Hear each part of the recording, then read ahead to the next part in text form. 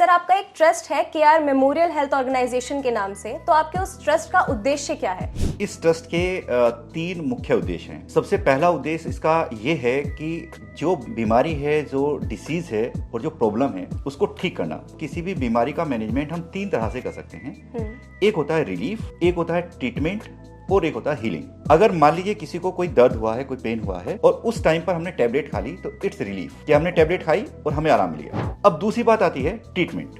Treatment का मतलब ये है कि जो उसका रूट कोज है, जो उसकी प्रॉब्लम है, वहाँ पर कोई नर्व कंप्रेस्ड है या वहाँ पर जो बोन अलाइनमेंट है वो डिस्टर्ब्ड है, उसको हमें ठीक करना है। It's the treatment. अब ये दूसरी बात हो गई। अब हम बात करते हैं तीसरी की। तीसरी बहुत ज़्यादा इंपॉर्टेंट है and that is the healing.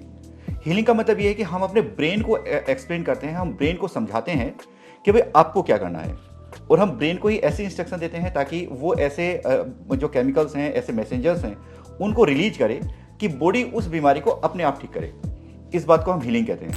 मेरे ट्रस्ट का पहला उद्देश्य ये है कि हम ट्रीटमेंट और हीलिंग पर काम करें।